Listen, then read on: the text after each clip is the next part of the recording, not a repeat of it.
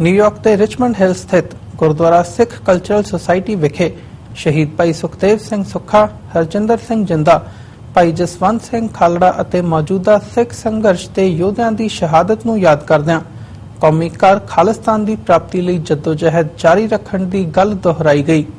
ਸਮਾਗਮ ਵਿੱਚ ਵਿਸ਼ੇਸ਼ ਤੌਰ ਤੇ ਪਹੁੰਚੇ ਸ਼ਹੀਦ ਭਾਈ ਜਸਵੰਤ ਸਿੰਘ ਖਾਲੜਾ ਦੀ ਬੇਟੀ ਨਵਕਿਰਨ ਕੌਰ ਖਾਲੜਾ ਨੇ ਸਿੱਖ ਕੌਮ ਨੂੰ ਲਾਮਬੰਦ ਹੋ ਕੇ ਸ਼ਹੀਦਾਂ ਵੱਲੋਂ ਪਾਏ ਪੂਰਨਿਆਂ ਤੇ ਚੱਲਣ ਦਾ ਸੁਨੇਹਾ ਦਿੱਤਾ ਅਤੇ ਇਸ ਗੱਲ ਤੇ ਜ਼ੋਰ ਦਿੱਤਾ ਕਿ ਸਾਨੂੰ ਸਾਡੇ ਤੇ ਕੀਤੇ ਗਏ ਤਸ਼ੱਦਦ ਨੂੰ ਦੁਨੀਆ ਸਾਹਮਣੇ ਲਿਆਉਣ ਲਈ ਯਤਨਸ਼ੀਲ ਹੋਣਾ ਚਾਹੀਦਾ ਹੈ ਅਤੇ ਘੱਟੋ ਘੱਟ ਸਾਡੇ ਸ਼ਹੀਦ ਹੋਏ ਸਿੰਘਾਂ ਸਿੰਘਣੀਆਂ ਦਾ ਵੇਰਵਾ ਇਕੱਠਾ ਜ਼ਰੂਰ ਕਰਨਾ ਚਾਹੀਦਾ ਹੈ।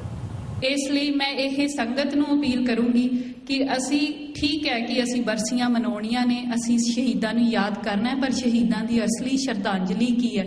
ਅਸੀਂ ਬੜੇ ਜੋਸ਼ ਨਾਲ ਕਹਿ ਦਿੰਦੇ ਹਾਂ ਕਿ ਸੰਤ ਜਰਨੈਲ ਸਿੰਘ ਖਾਲਸਾ ਪਹਿਰਾ ਦੇਵਾਂਗੇ ਤੇਰੀ ਸੋਚ ਤੇ।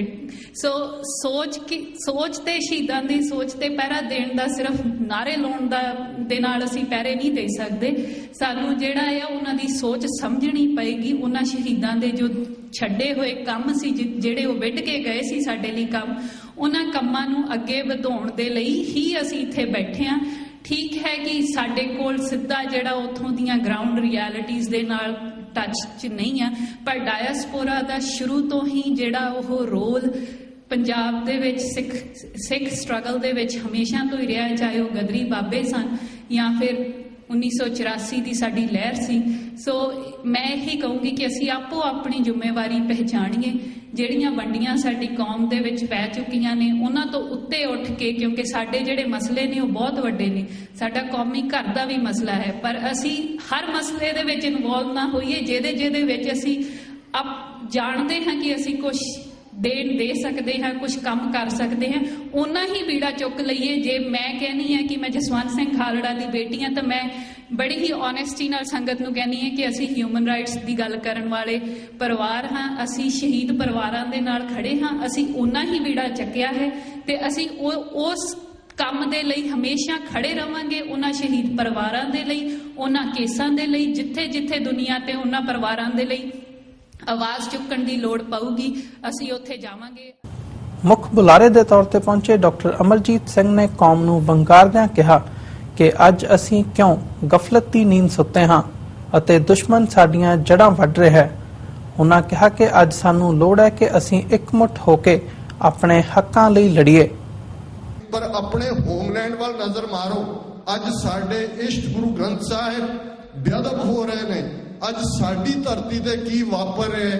ਅੱਜ ਕੋਈ ਜਸਪ੍ਰੀਤ ਸਿੰਘ ਲਵਲਾ ਹੋਏ, ਕੋਈ ਸਿੱਖ ਨੌਜਵਾਨ ਜਿਹੜੇ ਪੰਥ ਦੀ ਗੱਲ ਕਰਨਾ ਚਾਹੁੰਦੇ ਨੇ, ਉਹ ਇੰਟਰੋਗੇਸ਼ਨ ਸੈਂਟਰਾਂ 'ਚ ਐਂਡ ਹੋ ਰਹੇ ਨੇ ਤੇ ਸਾਨੂੰ ਖਾਲਿਸਤਾਨ ਸ਼ਬਦ ਤੋਂ ਡਰ ਲੱਗੇ।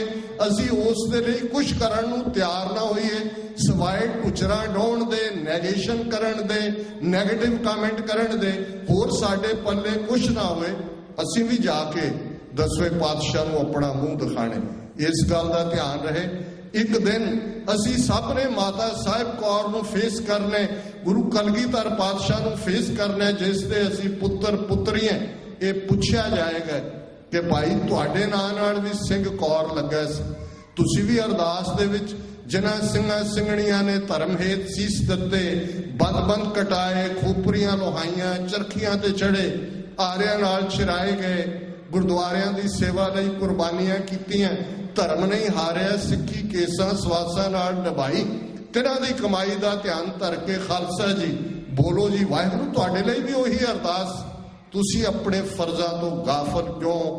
ਅੱਜ ਉਹ ਸਮਾਂ ਆ ਗਿਆ। ਸਿੱਖਸ ਫਾਰ ਜਸਟਿਸ ਤੋਂ ਸਰਦਾਰ ਅਵਤਾਰ ਸਿੰਘ ਪੰਨੂ ਵੱਲੋਂ ਵੀ ਸੰਗਤ ਨੂੰ ਸੰਬੋਧਨ ਕੀਤਾ ਗਿਆ। ਗੁਰਦੁਆਰਾ ਪ੍ਰਬੰਧਕ ਕਮੇਟੀ ਅਤੇ ਪੰਥਕ ਜਥੇਬੰਦੀਆਂ ਵੱਲੋਂ ਡਾਕਟਰ ਅਮਰਜੀਤ ਸਿੰਘ ਅਤੇ ਨਵਕਿਰਨ ਕੌਰ ਖਾਲੜਾ ਨੂੰ ਸਿਰੋਪਾਓ ਦੇ ਕੇ ਸਨਮਾਨਿਤ ਕੀਤਾ ਗਿਆ। ਸ਼ੇਰ ਪੰਜਾਬ ਜਿਹੜਾ ਹੁਣੇ ਭਾਰਤੀ ਗਵਰਨਮੈਂਟ ਵੱਲੋਂ ਚਾਣਕਿਆ ਨੀਤੀ ਦੇ ਤਹਿਤ ਜਿਹੜਾ ਉਹਨਾਂ ਨੇ ਸਰਜੀਕਲ ਸਪਰੇਇੰਗ ਕੀਤਾ, ਉਹ ਸਾਰੇ ਦਾ ਸਾਰਾ ਫਰਾਡ ਨਿਕਲ ਆਇਆ ਹੈ। ਆਪ ਸਾਰਿਆਂ ਨੂੰ ਪਤਾ ਹੈ ਜਿਹੜੀਆਂ ਇੰਟਰਨੈਸ਼ਨਲ ਰਿਪੋਰਟਾਂ ਹਨ। ਉਸ ਦੇ ਮਸਲੇ ਉੱਤੇ Sikhs for justice, Gurdwara Sikh culture society ਤੇ ਸਮੁੱਚੀਆਂ ਜਥੇਬੰਦੀਆਂ ਦੇ ਸਹਿਯੋਗ ਦੇ ਨਾਲ ਜਿਹੜਾ UN ਦੇ ਸਾਹਮਣੇ ਸੇਵ ਪੰਜਾਬ ਰੈਲੀ ਰੱਖੀ ਗਈ ਹੈ। ਐਸੇ ਹੀ ਮੰਗਲਵਾਰ ਨੂੰ 11 ਤੋਂ ਲੈ ਕੇ 2 ਵਜੇ ਤੱਕ ਹੈ। ਸਮੁੱਚੀਆਂ ਸੰਗਤਾਂ ਦੇ ਚਰਨਾਂ 'ਚ ਬੇਨਤੀ ਹੈ, ਜਥੇਬੰਦੀਆਂ ਦੇ ਚਰਨਾਂ 'ਚ ਬੇਨਤੀ ਹੈ ਕਿ ਤੁਸੀਂ ਉਸ ਚੀਜ਼ ਦਾ ਪਾਠ ਪੜ੍ਹੋ। ਜੇ ਉਹਨਾਂ ਦਾ ਇੰਡੀਅਨ ਦਾ ਜਿਹੜੇ ਮਤਲਬ ਹਿੰਦੂ ਤਬਕਾ ਹੈ ਜਾਂ ਜਿਹੜੇ ਗੌਰਮੈਂਟਾਂ ਚਲਾ ਰਹੇ ਹਨ ਉਹਨਾਂ ਦਾ ਚਿਹਰਾ ਨੰਗਾ ਹੋਇਆ ਹੈ ਤੇ ਸਾਡਾ ਫਰਜ਼ ਬਣਦਾ ਹੈ ਕਿ ਇੰਟਰਨੈਸ਼ਨਲ ਲੈਵਲ ਦੇ ਉੱਤੇ UN ਦੇ ਵਿੱਚ ਆਪਾਂ ਵੀ ਉਸ ਆਵਾਜ਼ ਨੂੰ ਬੁਲੰਦ ਕਰੀਏ। ਗੁਰਦੁਆਰਾ ਸਾਹਿਬ ਦੇ ਵਿੱਚੋਂ ਬੱਸ ਚੱਲਣੀ ਹੈ, ਸਵੇਰੇ 9:30 ਦਾ ਟਾਈਮ ਹੈ। ਸਮੁੱਚੀਆਂ ਸੰਗਤਾਂ ਨੂੰ ਬੇਨਤੀ ਹੈ ਤੁਸੀਂ ਉਸ ਦੇ ਵਿੱਚ ਆਪਣੀ ਸ਼ਮੂਲੀਅਤ ਕਰੋ। ਸਿੱਖ ਫਰਜਸ ਤੁਹਾਡੀ ਆਪਣੀ ਆਰਗੇਨਾਈਜੇਸ਼ਨ ਹੈ, ਹਮੇਸ਼ਾ ਸਿੱਖ ਕੌਮ ਦੇ ਕਾਰਜਾਂ ਦੇ ਵਾਸਤੇ ਰਹਿਣੀ ਰਹਿੰਦੀ ਹੈ। ਅਸੀਂ ਹਰ ਜਥੇਬੰਦੀ ਦੇ ਨਾਲ ਚੱਲਣ ਦੀ ਕੋਸ਼ਿਸ਼ ਕਰ ਰਹੇ ਹਾਂ। ਕਈ ਵਾਰੀ ਗਲਤੀਆਂ ਕੰਮ ਕਰਦਿਆਂ ਹੁੰਦੀਆਂ ਹਨ। ਅਸੀਂ ਸਮੁੱਚੀ ਸੰਗਤ ਕੋਲੋਂ, ਸਮੁੱਚੀਆਂ ਜਥੇਬੰਦੀਆਂ ਕੋਲੋਂ ਤੇ ਗੁਰੂ ਦੀ ਹਜ਼ੂਰੀ ਦੇ ਵਿੱਚ ਗੁਰੂ ਦੇ ਕੋਲੋਂ ਮਾਫੀ ਦੇ ਜਾਚਕਾਂ ਜੇ ਕਿਤੇ ਕੋਈ ਵੀ ਗਲਤੀ ਹੋ ਗਈ ਹੋਵੇ। ਅਖੀਰ ਦੇ ਵਿੱਚ ਮੈਂ ਸਾਰਿਆਂ ਦਾ ਧੰਨਵਾਦ ਕਰਦਾ ਹਾਂ, ਸਮੂਹ ਪੰਥਕ ਜਥੇਬੰਦੀਆਂ ਦਾ ਜਿਨ੍ਹਾਂ ਨੇ ਇਹ ਪ੍ਰੋਗਰਾਮ ਲਿਖਿਆ ਹੈ। ਉਹਨਾਂ ਸ਼ਹੀਦਾਂ ਦੀ ਯਾਦ ਦੇ ਵਾਸਤੇ ਮੈਂ ਉਹਨਾਂ ਸਾਰਿਆਂ ਦਾ ਧੰਨਵਾਦ ਕਰਦਾ ਹਾਂ।